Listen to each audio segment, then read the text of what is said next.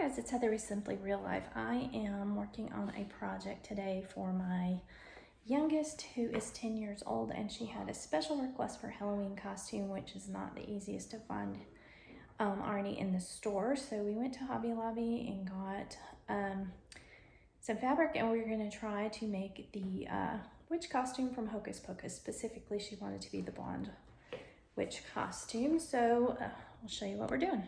The skirt, we got these two different velvety materials that are stretchy, and so she wanted it to look as much as possible like the Hocus Pocus one. So we're going to do a panel of red in the front and the purple around the back and make the skirt part of it first. So that's what I'm going to do next.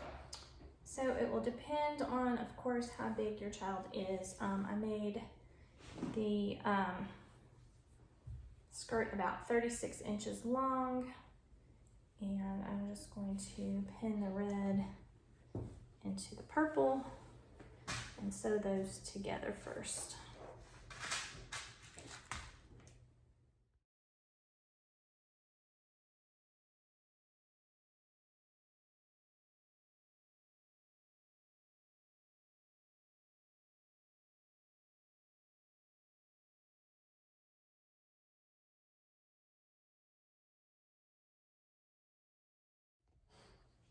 All right, now I'm going to pin the other side and repeat this so that I finish up sewing the red panel in.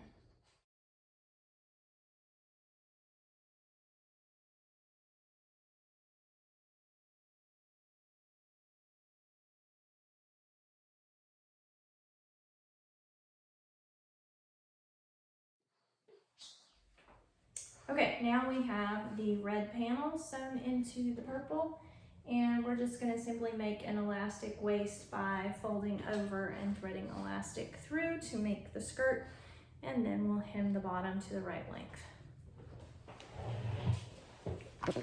Okay, so now I just have the elastic measure the waist to give yourself some extra to sew, and then I'm going to pin this down so that I can thread the elastic through. So we'll just sew a little seam and then thread the elastic through.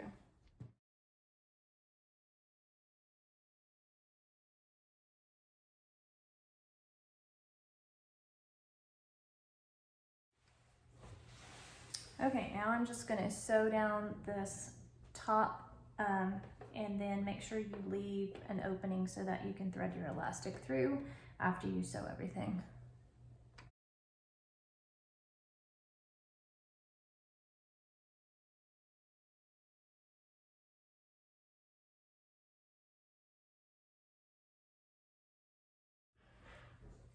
All right, got this sewed down all the way around except for this one little spot here, and I'm going to thread my elastic through there.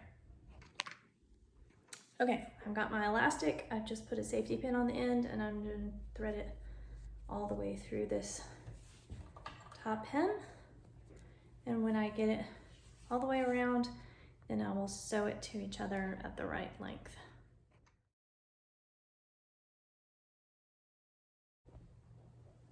Okay, after you get the elastic threaded through, make sure you measure again the waist, and when you get it to the right place, I just sew the two pieces of elastic together, and then you're gonna sew this down.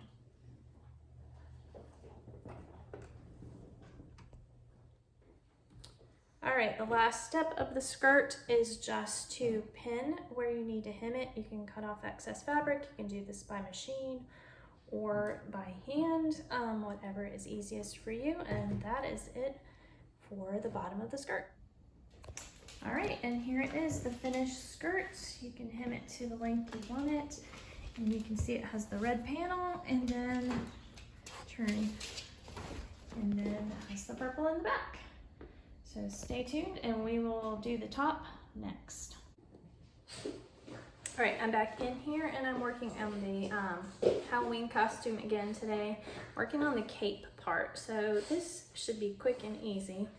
You're just gonna get a long piece of fabric and measure whatever size you need it to be. And then I folded it in half and sewed the top together. So this is going to be the hood part of it. And now I'm just getting ready to put a seam on each side so that it's finished that up, and then I'll show you what else I'm going to do.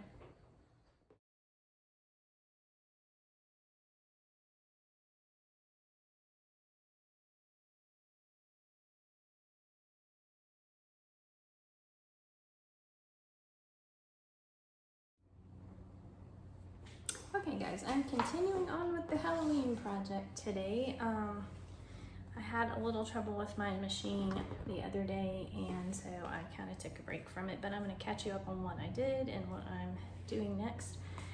So we made the cape by sewing on the top and then the length that you want it. For right now, I'm leaving the bottom unhemmed because my daughter wants it to be zigzaggy, so we haven't done that part of it yet.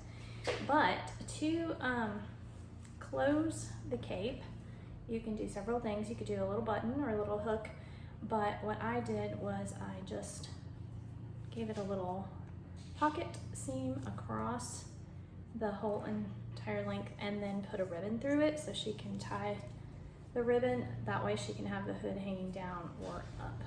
So next we're gonna do the top and the final piece. Okay, I'm gonna show you the top part of the outfit. So what you could do is cut one piece of fabric all the way around. Hang on, let me turn the camera around. I can show you better the other way. Okay, here's the top. And what I did was sewed a little extra panel of the purple into the back because I didn't have enough of the red fabric, but you could totally just do one panel all the way around and do one hem around the back.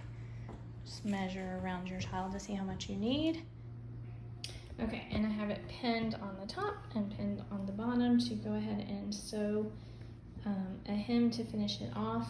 And then I'm going to simply take this long piece of the red fabric and make 2 straps to finish the top. So I'm going to work on sewing that, and then I'll show you how it ends up.